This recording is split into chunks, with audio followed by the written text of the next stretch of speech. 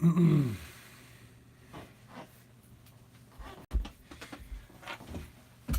there, my name is Tate, and I'm the astrologer here at Whole Touch Natural Wellness and Spa. I'm here today to talk to you about the current space weather that's happening right now in our sky. It's affecting us on an individual, on a group level, and on a worldwide basis. Okay?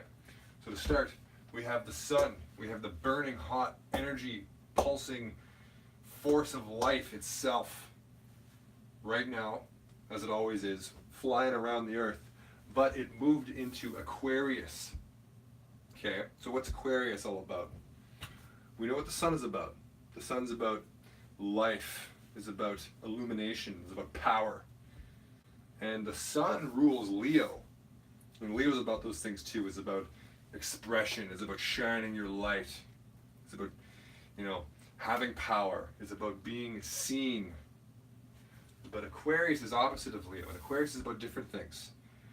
While Leo is about being seen and being admired and given attention and expressing oneself, mostly for purely entertaining soul level purposes of just self-expression, just expressing who you are deep inside as vividly as possible, and usually in a very, very distinct way. Leo does. We have Aquarius, the opposite of Leo. Aquarius is all about doing something and embodying something or somebody that's very distinct and different, but for a different purpose. Not just for the attention, although it still wants attention. It doesn't just do that for the entertainment value, just for the joy of expressing oneself or being a vivid, personality. Aquarius does it to change the world, to break down old structures, to break down old ways of being, to challenge the norms and traditions of society, and to turn them on their heads by being distinct, by shining yourself off in a new way that's very unique, very different, that flies in the face of old traditions. And the reason why it does this is not just for the single-minded, egocentric attention, which Leo is capable of. Not all Leos, though.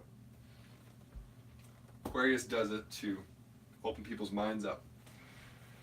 I'll give you an example of an Aquarius type of scenario, okay?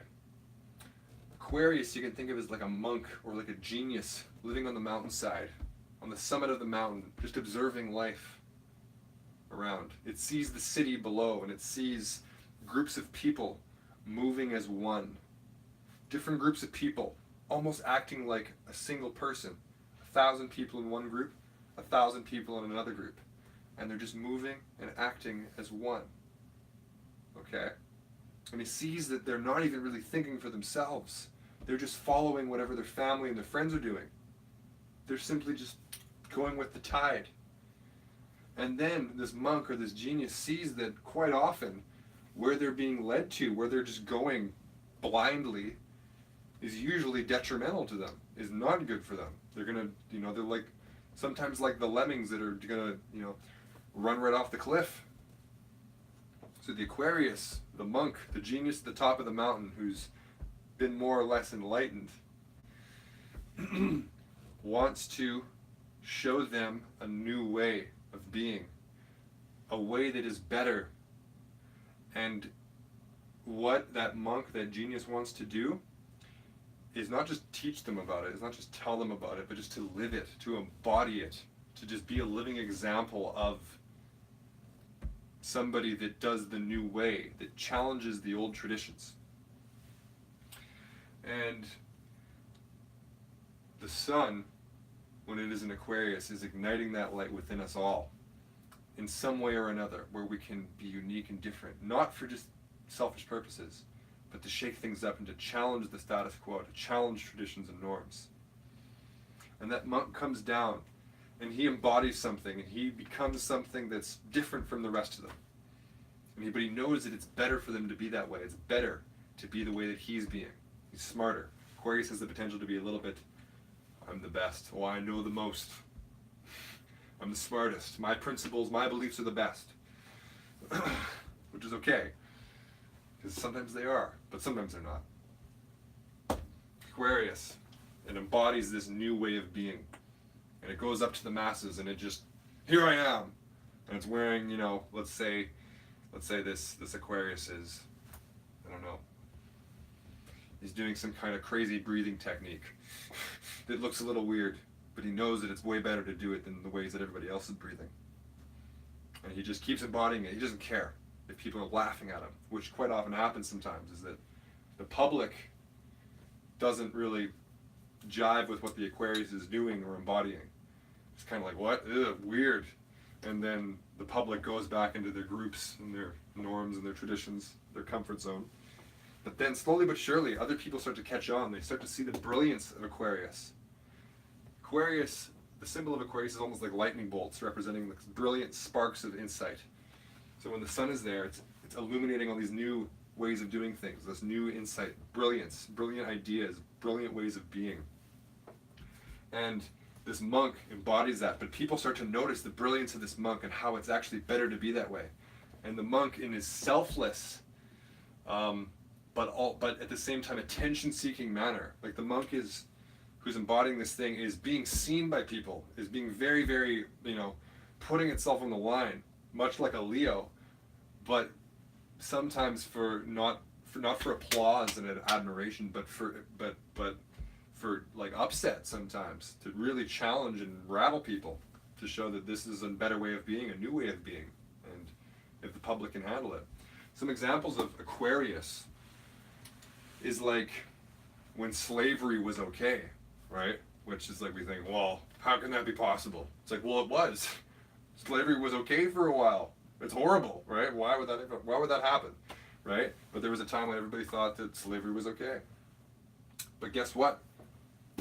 Guaranteed, in some form or another, it was an Aquarius that was the first one to stand up against it. That's the kind of distinction that Aquarius is about in the highest, most epic sense. Usually doesn't turn out that way, right? It's not always like that grandiose, right? But that's the essence of Aquarius, is the first one to stand up and be like, hey, it's not okay to own a human being. You crazy? What if that was you, right? That's the kind of Aquarius thing. And then what happens sometimes, not all the time, sometimes it's actually usually very like amazing and brilliant and witty and funny. You know, it can be like that too. But sometimes the public, because they're so jarred and because they're so used to, you know, following the same ways and rules and patterns of their loved ones and their family, they're like, oh, who is this crazy person? What kind of crazy ideas do you have here? I'm not listening to you, you know. And then, you know, and back in the day, that Aquarius was probably killed, you know. It probably happened many times. The story of Jesus is like an Aquarius type of story. He stood up in the face of all, you know, of the authorities that were at the time, and then was killed because of it, but then inspired a movement behind it. And so Aquarius inspires movements of people by embodying something new and better than the past that people will then follow. So that's kind of what the sun is illuminating now. So whatever kind of thing you're thinking of, you're like, this is a unique way of expressing myself, or a unique idea, unique project. What if I was to embody this? What if I was to present myself in this way? You know, I may face ridicule. I may face, you know, scoffing. I may face laughter from the public. But really, when has the majority public ever really been that right? Usually they're kind of wrong, right? Aside from other things. So that's what's going on right now. The sun is shining its bright energy ball into all of us, into the individual, group level, and societal, and universal level, intergalactic level. And we have Mercury in Aquarius just entered. Mercury, what's Mercury? Mercury is the messenger boy. It's extra, read all about it. And speaking of messages, I have to see if this message is getting across, because I literally just did this video and it was about an hour long, and I found out that the video got cut off at 6 minutes, so I had to delete it. So it's a good thing I like doing this, right? That's right. Hold on a sec. Okay, it's working. That's good. Mercury in Aquarius. Mercury is the extra, read all about it, girl or guy. Mercury wants to speak, wants to write, wants to communicate, wants to share its message, wants to talk to this person, talk to that person. It wants to do transactions, deals, bargains, that type of thing. It wants to create ideas and wants to communicate those ideas. It's got a little hat on or little horns. It's almost like a trickster, right? If you ever talk to somebody who's a very fast talker, you know, it's kind of spin circles around you. It's like a Mercury type. Very, very good with words, and it almost kind of tricks you, right? Not every Mercury's like that, but, you know. Anyways, we got Aquarius here. Boom. We got some brilliant ideas, brilliant concepts, brilliant ways of speaking, brilliant thoughts, brilliant ideas, concepts, ideas, plans, that kind of thing. Unique ways of communicating, or communicating unique ideas. Speaking about revolution, talking about changing old structures, writing, texting, posting on social media, vlogging, blogging about, you know, the ridiculousness of the powers that be and how they need to change. That's a Mercury and Aquarius thing. So right now is a good time to do that. Or you can do it on a smaller level. Your parents are being mean and they're imposing rules on you. You know, for instance, this is an extreme example, but if you're, you're not heterosexual, right? And your parents are very religious. You're like, oh, boy, you know, we won't allow that, right? It's sad to say that that still happens, right? Mercury and Aquarius can enlighten them, you know, speaking the truth. And I'll get into more stuff about this and how that can be related to that. So, moving on from here, we got some innovative ideas popping in. We have some unique concepts, new versions of self that want to emerge to change the world, to make the world a better place, that kind of thing. We're moving over here to Venus conjunct Jupiter, and I talked about this last week, but it's still important. It's very important, actually, especially in regards to this. Venus, what does Venus represent? Venus represents beauty, harmony, luxury, happiness, joy, pleasure, peace, relationships, sex, sweetness, goodness, all things enjoyable in life. Represents beauty, art, femininity, the feminine side of life, the beautiful side of life, the sweet side of life. All the things that make us happy, that make us get up in the morning. The prized possession. And then we have it conjunct. Whoa, conjunction is when they're right beside each other. And it's conjunct Jupiter, which is arguably the most beneficial planet in astrology. And actually, for literal life on Earth, other than the sun, obviously, and the moon. Jupiter shields the Earth from asteroids that are being flung across the galaxy. Jupiter literally protects the Earth from being destroyed by meteors and asteroids. So Jupiter represents those things too. It represents protection. It's like it's a big nice shield. It's a big beneficial body of energy that protects us and keeps us able to live and exist in peace. So Jupiter represents those things, but Jupiter is massive, right? It's a huge planet. Jupiter represents bigness, expansion, knowledge, wisdom, optimism, visions for the future, but living by the truth. It's interested in truth and ethics. It's not just interested in just expanding for no reason. You know, that's like cancer, right? Not cancer, but like literal tumors, right? Jupiter wants to expand and grow and share and experience and adventure and learn about things connected to higher principles. It wants to channel in higher concepts, higher levels of faith, higher levels of intelligence, and grow from there and expand from there. So Jupiter and Venus together, Jupiter expands the pleasure-seeking sensibility of Venus. Venus is about beauty and art and luxury, and Jupiter expands it. It's like, it's expanding it even more. But because Jupiter is about higher intelligence and ethics, and these are in the sign of Sagittarius, which is Jupiter's home sign, which is about ethics, higher intelligence, philosophy, spirituality, truth, honesty, integrity, that type of thing. Venus can't just get away with, just eating a bag of chips and watching Netflix till 7 in the morning for 20 days in a row, right? Can't do that, right? That's bad Venus. Bad Venus. Or it can't just, you know, it can't just get wasted and drive drunk and then just think, oh yeah, I'm like the Kid Cudi song, oh, I party till I'm wasted, right? That's a bad Venus, right? Terrible Venus, horrible Venus. So Venus can be very bad. Venus can be the most indulgent thing ever. It can be completely shallow, you know? You could think of like, you know, like TMZ, like this fake celebrity culture, you know, oh, look at my face, oh wow, you know, oh, look at my car, oh, look at the champagne bottle, but I'm empty inside. Oh, that's like a potential Venus thing.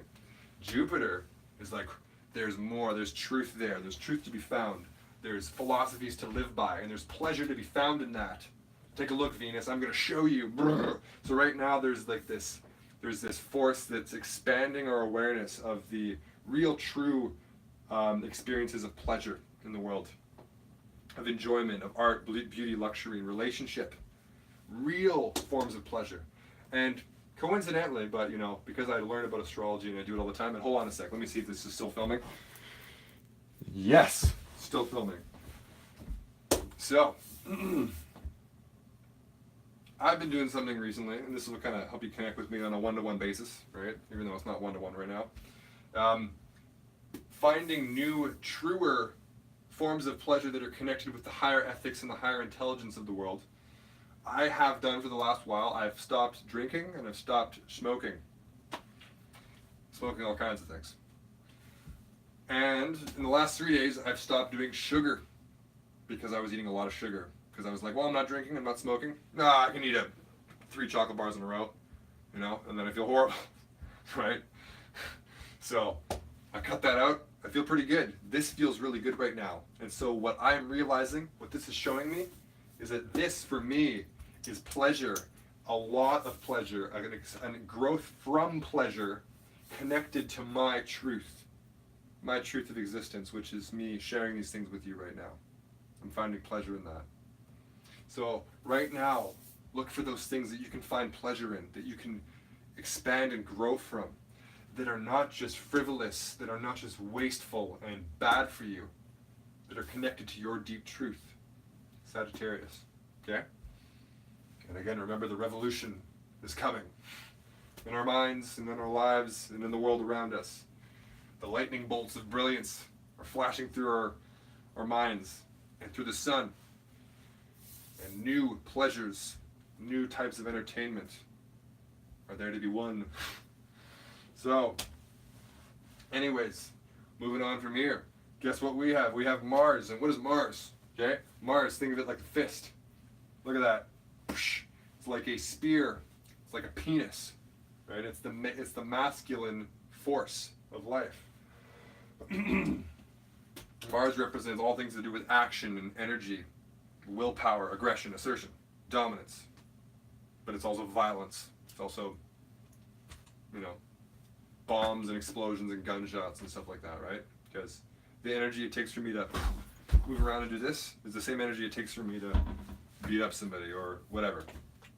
It's the same energy. So that's what Mars represents, is that energy, the physical energy, right? Also sexual energy too, which is, I guess, the same thing, right? So Mars is in Aries, and Aries is Mars' home sign. Aries is basically like Mars. Aries is the planet of, Aries is the sign basically represented by, you know, when you see a bunch of like 2-year-old kids and they're just like running around everywhere and they're like banging their heads against each other and they're screaming and yelling and they're just flailing their arms around for no reason. That's like Aries energy. And I'm not saying that every Aries is like that. Not what I'm saying. I'm saying the energy is like that. Aries energy is that playful, is that vibrant, that childlike, is that self-generated. It doesn't necessarily need to have any kind of, doesn't need coffee. Kids don't need coffee. They just wake up and they're just exploding, bouncing around the room, right? That's Aries type of energy. It's just there. So Mars is like, boom, there's so much energy. Oh, I'm going to do things. But we have it with a trine aspect here. And trine, not the Illuminati, I am not part of the Illuminati, is harmonious flow between the planets. They're at 120-degree angles, and they're in the same element. What's an element? Well, fire is an element, earth's an element, water is an element, air is an element. So Aries is fire, Sagittarius is fire. Jupiter is in its home sign. Mars is in its home sign. Mars is like, yes, I get to act and I got all this energy. I want to just do things. I want to do anything. And Jupiter's like, no, but you need to work towards the growth and truth and honesty and the higher self and higher spiritual values and the trueness, the truth of reality. Working towards that to share your knowledge and to share your honest will and your honest truth with the world and live ethically. That's what Jupiter's showing here. So, Mars in Aries on its own, if it was aspected in a worse way, maybe slightly violent, right? Because all this energy, and Mars is the masculine, energetic, action-taking force, can get very nasty, right? So Jupiter's here like, no, be right, be honest, be moral, do this for the good of all, do this for the good of yourself, because the good of all is the good of yourself, and the good for yourself is also the good of all. It's all the same. Work towards things that are good and right and true for you and true for the world. Higher ethics, higher principles. That's what's going on here. So there's a lot of energy. Lots and lots and lots of energy to do these things, to make these things possible, to see the potential within these new revolutionary ideas we may have about embodying something brand new for ourselves and for the world. And then we have, bada bing, bada boom, Mercury again in Aquarius. Flashes of insight, flashes of brilliant ideas in the mind. That's what's going on here with Mercury. We're speaking about these things. I'm speaking about it right now. I'm speaking in kind of a crazy way right now, but I love it. It's fun. It's what I'm meant to do, you know? It's enjoyable for me. So, Mercury in Aquarius is filled with new, innovative concepts. But it's square. And what is square? Well, square is basically the opposite of trine. Trine is like, ooh, nice smooth triangle. I can just slide around wherever. Harmonious flow between the planet. Square is, I'm a square. I'm stuck. I can't move. Oh, this corner's jabbing this person in the head, and I can't fit through this door. And you can think of squares like, you know, whenever you've heard somebody say this, oh, that person's a square, right? Oh, that guy's such a square. You know, it's kind of uptight. It's like, kind of awkward. But here's the thing. Moving on from there. I'll talk about the square in a bit. We have Uranus. Uranus is the planet of Aquarius. Uranus represents all things Aquarius, which is revolution, change, and, you know, shaking up the systems, challenging the status quos, breaking down the old structures and doing something new, shaking it up. Even the name Uranus, right? When we were kids, we laughed when we heard that. Uranus, right? But it kind of represents that, because, you know, the anus is, you know, it's not always, you know, it's not what everybody would say is the place you're going to go, but people can do whatever they want, right? You know, and it's totally okay. So, thinking about that, that's what Uranus is all about. It's about those things that are just outside the mainstream, that may be better, you know, it may be better. So that's what Uranus is all about. Uranus is in Aries. It's fired up. It's like, it wants to just change something. It wants to start shaking things up. And Aries is like, oh, let me do something. Let me just explode this childlike energy out in some way. So Uranus can also be stirring up our physical energies in a new way. But now, okay, we didn't get back. I gotta go back to the square. You know, have you ever known somebody who's a little bit uptight, like that kid in school, or the person in general that's kind of uptight, it's kind of zipped up? Yep, and they're like, all right, hey, yep, good to see you, yeah, you know, and they're kind of just really like caught up and not very loose, kind of not relaxed. So that's a square, right? But then if you get that person drunk, and then all of a sudden you see this side emerge from him that's crazy. It's just like, whoa, where'd that come from? He opened up, you know, not encouraging that. But that's what the energy of the square can be like. Back in the day, in old medieval astrology, they used to say that squares basically meant that we're screwed, that bad things are going to happen, horrible stuff's going to happen. And there's still people today that say that, but they're just making it a reality. They shouldn't say that. It's stupid. So, square energy is not like that anymore. You know, if we're going to follow the old medieval ways of thinking, you know, then slavery should still be okay, right? Clearly not. Duh.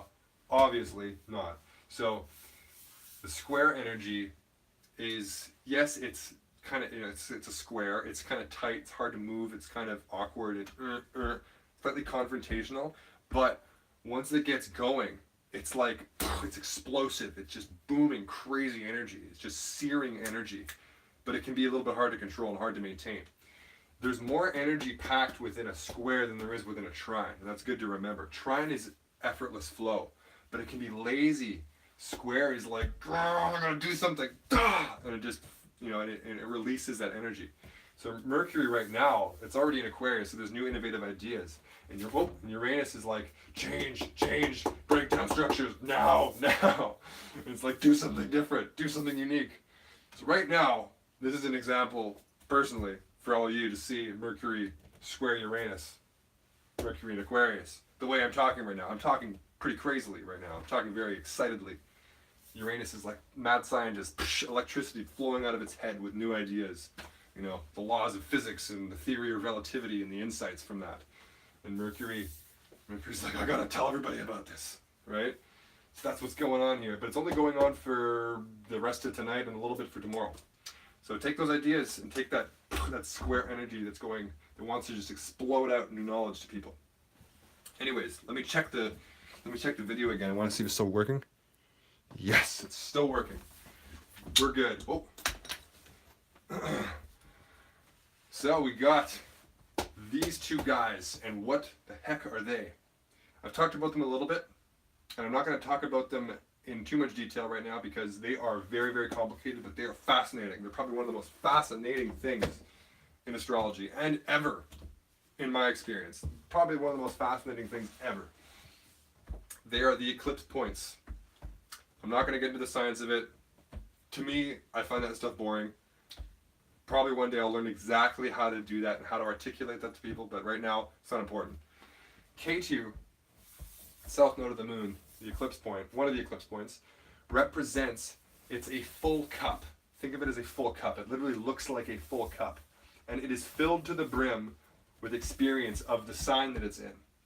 It is so filled to the brim that even though it rests there, and K2, people always are climbing back to K2 and trying to cling to it because it's like, oh, it's safe. It's like, oh, it's what they feel familiar with.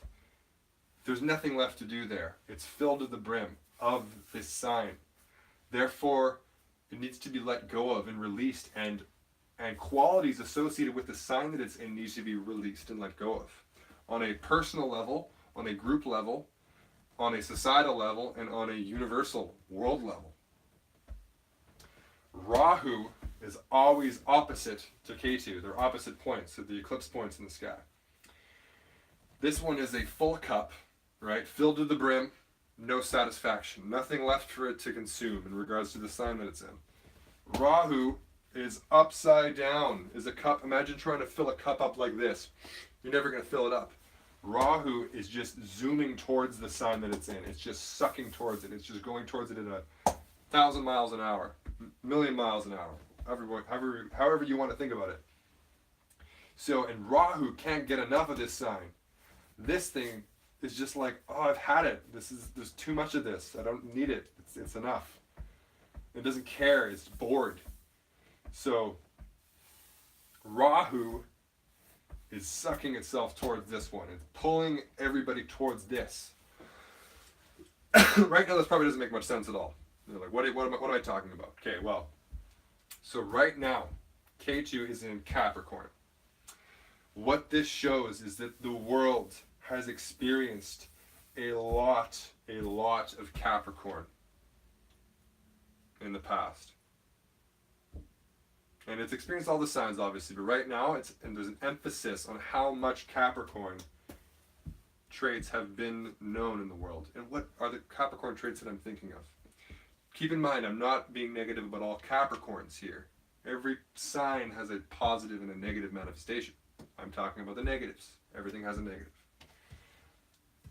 So we have Capricorn, success, wealth, power, influence, structure, order, rulership, government, administration, masculinity, fatherly figures, dominance, hierarchy, patriarchy, that type of thing.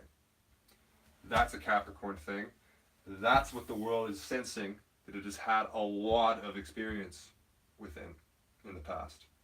And the world is now experiencing a need to let go of it, a need to release the bad qualities, to move on from the negative things that happen when you have too much rulership, too much power, too much success, too much influence, too much masculinity, too much domination, too much fatherly authority, right? The vengeful father god, right? That's what this is showing, is that the world, and on a personal individual level, we need to let go of that ruthless might makes right type of attitude, or power, success, glory, influence is more important than our friends or our parents or our loved ones. So we need to let go of this, but we must not let go of it completely, because we have so much experience and mastery over this. We need to refine this. We need to refine masculinity. We need to refine the patriarchy. Change it potentially. Probably. We need to change those things. We need to refine them, distill their essence, and release the bad qualities.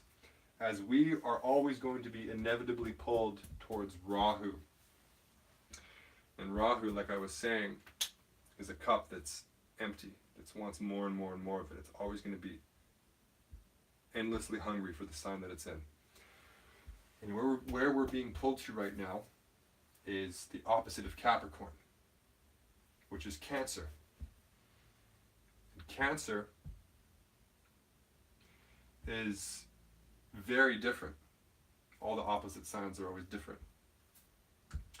Cancer, you can think of Cancer in seeing a mother cradling a baby, and feeding a baby, holding it in its arms, and protecting the innocence and the gentleness of a baby, and shielding it from the world, making sure that it's safe, that it's nourished, that it's cared for.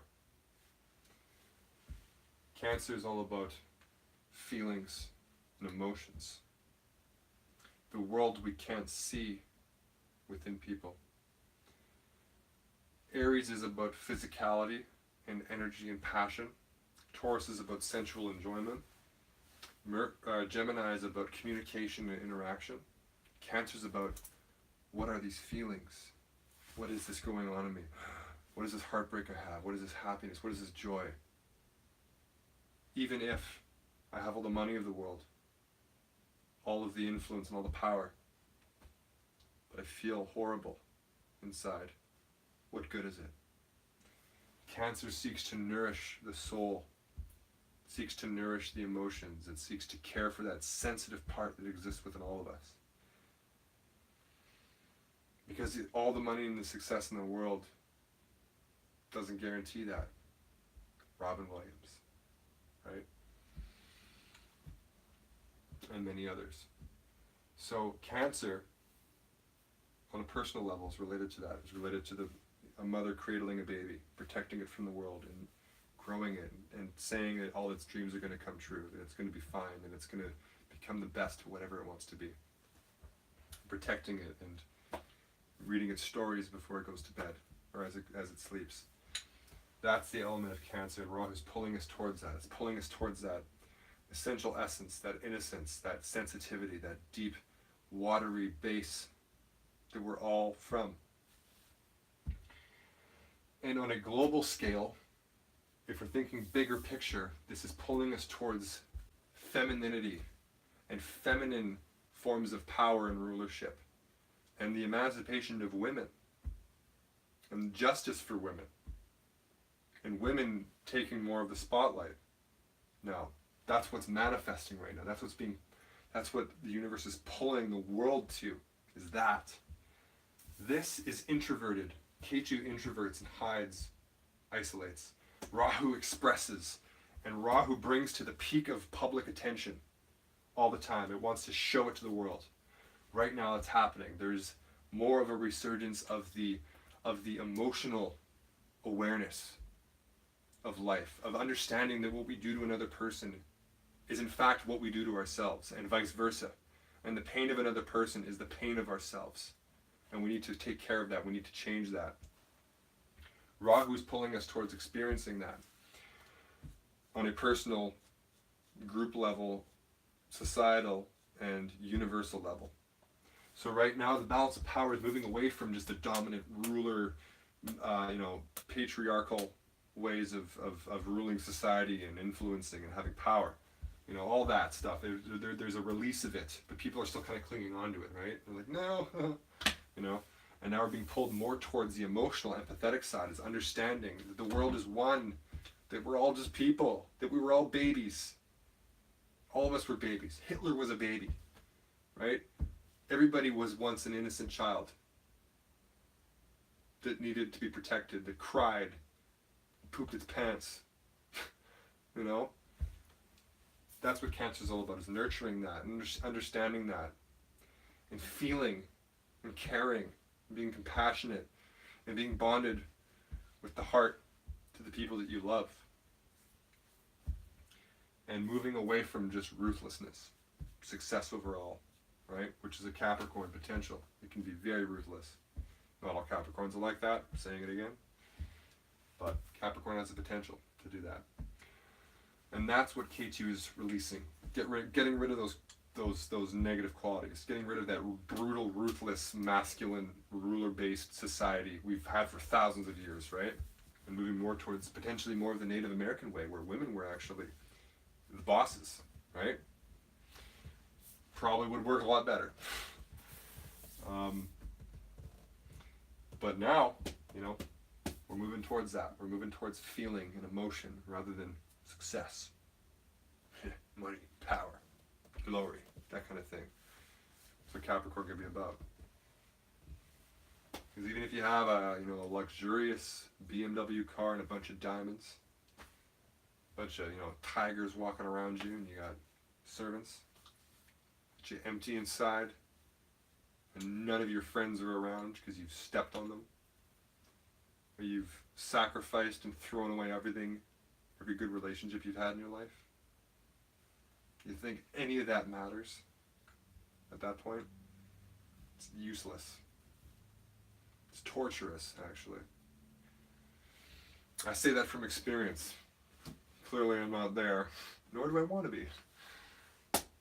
But it all can be used for good. Capricorn power and success can be used for good. But Cancer is where we're being pulled towards. Emotions, feeling, empathy, femininity. Embracing the world as a child. Embracing ourselves and protecting that inner, innocent, sensitive spirit inside of us and nurturing that. And understanding that anybody who's hurt and who's doing bad things and is being violent or crazy, it's their spirit that's hurt. That's where it starts. However, though, with Rahu, here's the thing to keep in mind. Rahu's not just all positive. And neither is Ketu. They're really good and they're really bad in both ways. So Rahu, because it's the empty cup that's obsessed, and Rahu is what extroverts things, and Rahu is what explodes things into visibility in the world and makes things known, gives things fame, name, and glory, and attention. And it extroverts. Ketu introverts, Rahu extroverts. Rahu is extroverting those emotions, is extroverting that femininity, the experience of empathy for other people. So those are positive Cancer traits, is caring, nurturing, inspiring. The negative Cancer traits can be absolute lunacy, can be emotional insanity, can be psychopathic, emotional, eruptions of rage and vengeance, right? Think of this is a messed up example, but like mothers drowning their kids in bathtubs. That's not a thing. I'm not saying that Cancers do that, right? But that's that same level of lunacy, of emotional whatever, right? Because the emotional femininity is good in many ways, but it can also be very bad, right? It can be crazy. It can be illogical, right? Masculinity is almost too logical, and it makes it cold and ruthless. Femininity can be not logical enough, right? I'm not saying females, I'm saying femininity, which exists within all of us, and masculinity. So be careful about that. And there's still that happening too. You know, women and feminist and feminine type people that are, you know, that are preaching these things, sometimes they go a little overboard and they go a little crazy, right? Because they're so passionate. And Rahu's like, yeah, more. It's the empty cup. It's just making it explode and manifest it in bigger, greater, like crazier ways, right? So there's the potential for that. And there's also potential to want to throw away K2 entirely, which is a recipe for complete disaster. If you throw away K2, you're throwing out that masterful rock of refinement, because what K2 is doing, it wants to refine and purify Capricorn. It wants to refine and purify masculinity, rulership, structures of power, authority, ambition. It wants to refine it. It wants to distill its essence. It wants to throw away all the crap that is built up, that has been used in regards to it, and make it new. And Rahu over here is just kind of exploding all the traits of the sign that it's in, good and bad. It's not really trying to refine anything. In fact, it can even deceive. It can deceive your emotions. It's very, very complex stuff with Rahu Ketu. Can be kind of upsetting sometimes and very confusing. But I'm sure you're understanding the universal, global implications of this, and also potentially on a personal level too. Not being so logical, ruthless, and hardcore. Feeling more empathy for other people, and connecting with those love relationships you've had in the past, or your friendships, your family, and nurturing your soul inside, nurturing that sensitive inner core that no amount of money can ever make feel better, unless you buy a bunch of whatever, I don't know, buy a bunch of nice blankets and stuff, and I feel good, but it's not a inner thing. That's what Cancer's all about. Anyways, guys, I hope you enjoyed this. If you would like me to read your chart, which is different from this, your chart is where the transits were, on the day and time that you were born, and they were stamped into you. And they stamp in basically the tendencies, habits, routines, and potentials, powers, gifts, and abilities that exist within you. That's why I got into this. It blew my mind when I looked at my own. I was like, whoa, that's so crazy. How is that so accurate? I got obsessed. If you want to know about that, you can book online readings with me. I can do it over Skype like this, or Zoom actually. Or you can come on in when I'm here on Thursday. You can book it through the Whole Touch Natural Wellness and Spa website, or you can call them and book a reading. The readings start at $10 for like a 10 to 15 minute quick little intro. I give you a little insight into your world, into your personal astrological universe. Then a little bit more is 30 minutes for $30. And from that you get 30 minutes of going into your chart, and then a take-home sheet where you can use to understand your sun and your moon, which is what most people don't really know about, and how to combine them too. And then we have the $50 specialized reading, which is an hour of looking into your chart, and then me giving a follow-up reading afterwards, confirming certain things and answering certain questions about it. $50. And then you have the full meal deal. You have all 7 planets, including Rahu and Ketu, in as vivid of detail as I can muster up in regards to your chart and your astrological universe. And it's about 40 pages long of detailed information.